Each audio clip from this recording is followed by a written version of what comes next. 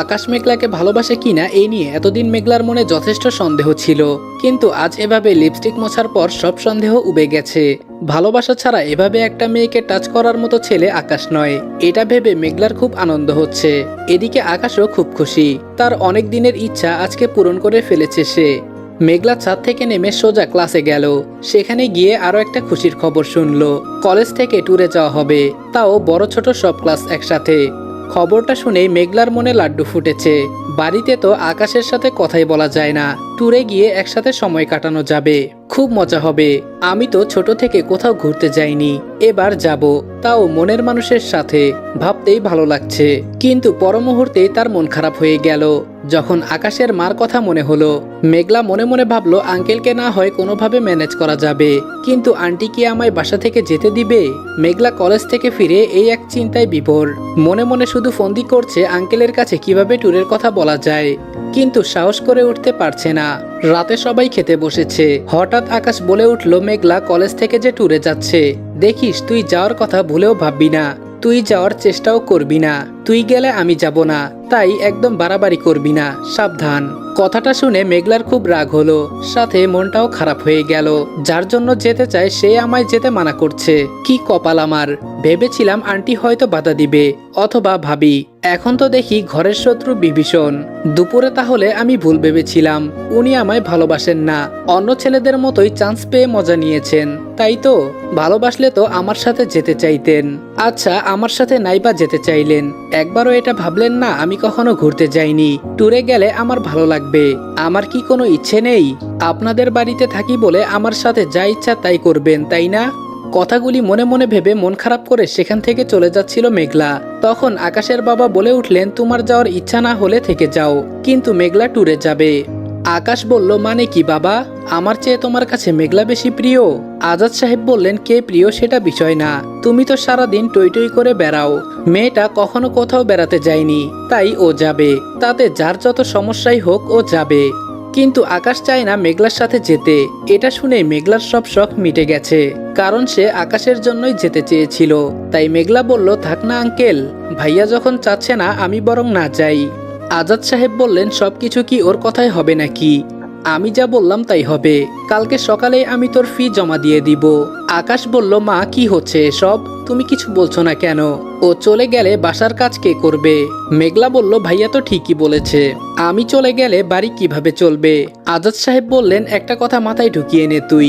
আজাদ সাহেব বললেন, একটা কথা মাথায় ঢুকিয়ে নে, তুই এই বাড়ির কাজের মেয়ে না, তুই এই বাড়ির কাজের মেয়ে না যে সবার সব কথা শুনে চলতে হবে। তুই যাচ্ছিস এটাই শেষ কথা, তুই ব্যাগ প্যাক কর। রাবেয়া বেগম কিছু বলতে যাবে তার আগেই আজাদ সাহেব বলে উঠল, এ ব্যাপারে আমি কারো কোনো বক্তব্য শুনতে চাই না, এ বাড়িতে সেটাই হবে যেটা আমি বলবো, তাই সবাই কান খুলে শুনে নাও। মেঘলার যাওয়া নিয়ে যে কথা বলবে তার জন্য এ বাড়ির দরজা চিরদিনের জন্য বন্ধ হয়ে যাবে, আর এটাই ফাইনাল।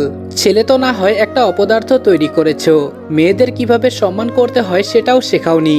শোনো রাবেয়া, সারাদিন মেঘলার পেছনে না লেগে পারলে এটাকে একটু মানুষ করার চেষ্টা করো, বুঝেছো? আকাশকে বকা দিতে দিতে আজাদ সাহেব চলে গেলেন।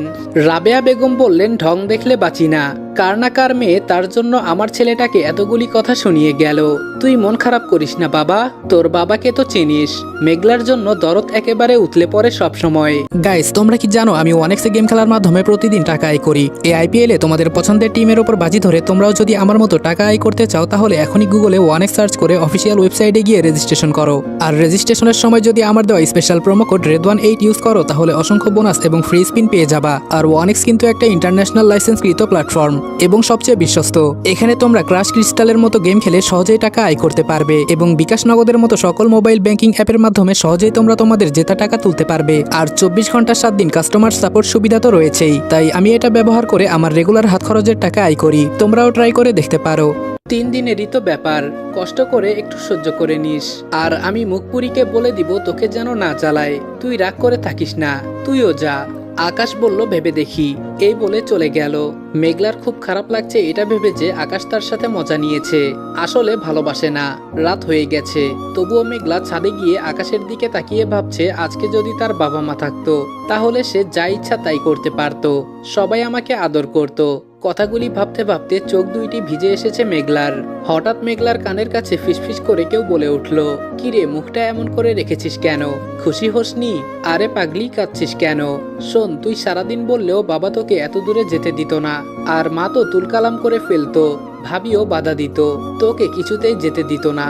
তাই বাবাকে রাগিয়ে দিলাম, যাতে রাগ করে সবার বিরুদ্ধে গিয়ে তোকে পাঠায়। তোর আমাকে ধন্যবাদ দেওয়া উচিত, আর তুই তা না করে মুখটা কালো করে রেখেছিস।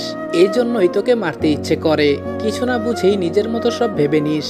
এখানে বসে থেকে ঠান্ডা না লাগিয়ে যা গিয়ে ব্যাগ গুছিয়ে নে।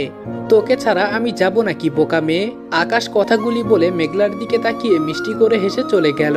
মেঘলার এই মুহূর্তে ইচ্ছে করছে আকাশকে জড়িয়ে ধরে আদর করে দিতে, কিন্তু সেটা সম্ভব না। আকাশ এতক্ষণে নিচে চলে গেছে। মেঘলার এবার আগের চেয়েও বেশি আনন্দ হচ্ছে। ইস, কত ভালোবাসে আমায়। আমার জন্য আঙ্কেলের কাছে কতগুলি বকা শুনলো, আর আমি কিনা তাকেই ভুল বুঝলাম, চরিত্রহীন পর্যন্ত বানিয়ে দিলাম। ছি মেঘলা, তোর লজ্জা হওয়া উচিত। ধুর, আমি না আসলে একটা মাথা মোটা। আচ্ছা, এখানে অন্যরাও তো কিছু বোঝেনি, এমনকি আঙ্কেলও বুঝেনি। তার মানে আমি বোকা না। আসলে আকাশ একটু বেশি চালাক, তাই তার ভালোবাসাটাও সবার চেয়ে আলাদা। আমিও আপনাকে খুব ভালোবাসবো। দেখবেন ট্যুরে গিয়ে বলে দিব আমি আপনাকে ভালোবাসি। পরের দিন আকাশের বাবা নিজে গিয়ে মেঘলার ট্যুর ফি দিয়ে দিলেন। অনেকেই যাবে, সবাই খুশি, কিন্তু মেঘলাদের ব্যাচ যেহেতু সবচেয়ে জুনিয়র ব্যাচ, তাদের উপর সিনিয়ররা হুকুম চালাবে, এটাই নিয়ম। তাই মেঘলাদের ব্যাচের তেমন কেউ যাচ্ছে না, কিন্তু তাতে মেঘলার কি যায় আসে? আকাশ তো যাচ্ছে, এতেই হবে। এই পিচ্চি মেয়েটা ট্যুরের কি বোঝে? একে কে নিয়ে যাচ্ছে? কথাটা শুনে চোখ গরম করে মেঘলা পেছন দিকে তাকালো। ও খচ্চর, তাই তো বলি এসব বাজে কথা আর কে বলবে। নাবিল হাসতে হাসতে বলল, জানো তোমাকে ওখানে নিয়ে গিয়ে বেচে দিব, ভালো হবে না? মেঘলা বলল, আহা কত শখ, আমি আপনাকে ধাক্কা দিয়ে পানিতে ফেলে দিব, সেটা কেমন হবে? নাবিল বলল, ও আচ্ছা, তুমি তাহলে সাঁতারও জানো না। মেঘলা বলল, ও মা, আপনি সেটা কি করে জানলেন? নাবিল বলল, এই তো এক্ষুনি বললে। মেঘলা বলল, আমি তো আপনাকে ফেলবো বললাম। নাবিল বলল, তুমি ভেবেছো আমাকে ফেলে দিবে বললে আমি ভয় পাবো? তার মানেই তো তুমি পানি ভয় পাও, আর যে সাঁতার পারে না সেই তো পানিকে ভয় পায়, তাই না? মেঘলা বলল, আপনার আর আকাশ ভাইয়ের মাথায় কত বুদ্ধি, আমারও যদি থাকতো। নাবিল বলল, আকাশের সাথে থাকতে থাকতে তোমারও বুদ্ধি হয়ে যাবে, কিন্তু তুমি এখনো দাঁড়িয়ে আছো কেন? বাসায় গিয়ে গোছগাছ করে নাও, সকালে যেতে হবে তো। এদিকে আমিও প্ল্যান করি, তোমাকে পাহাড়ের কত উঁচু থেকে ফেলবো, সমুদ্রে ডুবাবো নাকি বেচে দিব। মেঘলা বলল, আমাকে কাবু করা এত সহজ না, বুঝলেন মশাই? যাই হোক, আমার দেরি হয়ে যাচ্ছে, এখন যাই, কালকে সকালে দেখা হবে। মেঘলা বাসায় এসে সব গুছিয়ে নিয়েছে, তার সময় যেন আর কাটছে না। আকাশও বাসায় এসে নিজের ব্যাগ গুছিয়ে নিয়েছে। মেঘলা সারা রাত ধরে প্ল্যান করেছে সে কি কি করবে। আকাশের সাথে ঘুরবে, শপিং করবে, একসাথে খাবে, আর যাওয়ার সময় আকাশের কাঁধে মাথা রেখে ঘুমাবে। সব প্ল্যান করা শেষ। সকালে উঠেই মেঘলা রেডি। আকাশ এসে বলল, মেঘলা আমি আগে যাই, তুই একটু পর যাস। মেঘলা বলল, আচ্ছা। নানা রকম জল্পনা কল্পনা করে মেঘলা গিয়ে বাসে চড়ল, কিন্তু সেখানে যাওয়ার সাথে সাথেই তার সমস্ত খুশি বিলীন হয়ে গেল। কারণ আকাশ একটা মেয়ের পাশে বসেছে, আর মেয়েটা আকাশের হাত ধরে বসে আছে। আকাশ এমন ভাব করলো যেন সে মেঘলাকে চেনেই না। মেঘলা দাঁড়িয়ে থাকতে থাকতে যে যার সিটে বসে পড়েছে, তাই বাধ্য হয়ে মেঘলা গিয়ে পেছনে বসলো। পেছন থেকে আকাশ আর ওই মেয়ে দুজনকেই দেখা যাচ্ছে। তারা দুজনেই খুব খুশি, নানা রকম খুনসুটি করছে দুইজন মিলে, যেমনটা মেঘলার থাকার ছিল। আকাশের ওই মেয়ের প্রতি এত কেয়ারিং দেখে মেঘলার সারা রাত ধরে দেখা প্রতিটা স্বপ্ন এক এক করে ভেঙে যাচ্ছে। তার মনে হচ্ছে এর চেয়ে না আসাই ভালো ছিল। মেঘলার খুব কান্না পাচ্ছে, ইতিমধ্যে কেঁদেও দিয়েছে। কিছুক্ষণ কাঁদার পর তার মাথা ব্যথা শুরু হয়ে গেছে। কাঁদতে কাঁদতে মাঝে মাঝে হিচকি তুলছে মেঘলা। মেঘলার হিচকি দেখে পাশে বসে থাকা মেয়েটি চেঁচিয়ে বলে উঠল, কি হচ্ছে এসব? এই মেয়েটাকে কে এনেছে? একটু শান্তিতে বসতেও দিচ্ছে না, এখন তো মনে হয় বমিও করবে। মেয়েটির কথা শুনে সবাই মেঘলার দিকে তাকালো। মেঘলা তাড়াতাড়ি চোখ মুছে নিল। মেয়েটি বলল, এই ওঠো এখান থেকে, আমার পাশে বসবা না। এই বলেই মেয়েটি মেঘলাকে সিট থেকে তুলে দিল। সবাই মেঘলার দিকে তাকিয়ে আছে। মেঘলার অনেকটা লজ্জা করছে, আপাতত এখানে মেঘলার আকাশ বাদে কাউকে আপন মনে হচ্ছে না, তাই অসহায় দৃষ্টিতে আকাশের দিকে তাকালো মেঘলা। কিন্তু আকাশের তাতে কোনো রেসপন্স নেই। কাঁদতে কাঁদতে মেঘলার মাইগ্রেন শুরু হয়ে গেছে। কি ভেবে এসেছিল আর কি হলো? আমার কোনো ক্লাসমেটও আসেনি। কি করব আমি? কার কাছে সাহায্য চাইবো? আকাশ যে কোনো সাহায্য করবে না দেখেই বোঝা যাচ্ছে। কি করব এখন? শরীর তো খুবই খারাপ লাগছে। আশেপাশের সবাই মেঘলাকে হাজারটা কথা শোনাচ্ছে। এই তুমি দূরে গিয়ে দাঁড়াও, একদম কাছে আসবা না। মনে তো হচ্ছে এখনই বমি করে সবার অবস্থা খারাপ করে দিবে। জার্নি যখন করতে পারো না এসেছিলে কেন? নিজের ক্লাসের কেউ আসেনি আর উনি ঢ্যাং ঢ্যাং করতে করতে চলে এসেছে। যত সব প্যারা। কে যে এই মেয়েকে আসার পারমিশন দিল? মেঘলার এত অপমান সহ্য হলো না, এবার সে কেঁদেই দিল। তখনই পেছন থেকে একজন এসে বলল, কি হচ্ছে এখানে? যাদের যাদের এত সমস্যা হচ্ছে নেমে যাচ্ছিস না কেন? একটা বাচ্চা মেয়ের সাথে এমন করতে তোদের খারাপ লাগছে না? পেছনে তাকিয়ে মেঘলা যেন আত্মায় প্রাণ ফিরে পেল। স্বস্তির নিঃশ্বাস ফেলে বলল, ভাইয়া আপনি আছেন এটা তো ভুলেই গেছিলাম। আমি বাসায় চলে যাব, আমাকে নামিয়ে দিন প্লিজ। নাবিল বলল, ড্রাইভার গাড়ি থামান। নাবিল মেঘলার হাত ধরে নিয়ে নেমে গেল। মেঘলা বলল, ভাইয়া আপনি নেমেছেন কেন? আপনি যান, আমি একাই যেতে পারবো। নাবিল বলল, তাই বুঝি? মেঘলা বলল, আমি কোনো গাড়ি নিয়ে চলে যাব। নাবিল একটা পানির বোতল এগিয়ে দিয়ে বলল, পানি খাও, চোখে মুখে পানি দাও। মেঘলার শরীর খারাপ লাগছিল, তাই নাবিলের কথা মতো পানি খেয়ে নিল। আকাশ ভেতর থেকে বলল, নাবিল তোরা নাটক কর, আমরা যাই। অযথা গাড়ি থামিয়ে রেখেছিস কেন? নাবিল চোখ গরম করে বলল, দেখে কি ভিখারি মনে হচ্ছে? তুই যত টাকা দিয়ে এসেছিস আমরাও তত দিয়েই এসেছি, তাই চুপচাপ বসে থাক। যতক্ষণ না মেঘলা ঠিক হচ্ছে সবাই অপেক্ষা করবি। আর মেঘলাকে নিয়ে যার যার সমস্যা তারা নিজের ইচ্ছায় নেমে যেতে পারে। কাউকে যাওয়ার জন্য জোর করা হচ্ছে না। মেঘলা যদি না যেতে পারে তাহলে এই ট্যুর হবে না। ও সবাইকে সম্মান দেখাচ্ছে বলে সবাই ওকে চেপে ধরেছিস। অমানুষের দল সবগুলা।